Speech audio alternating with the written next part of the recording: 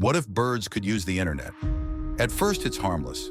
A few sparrows posting memes, pigeons live streaming city parks, a hawk with a surprisingly toxic podcast.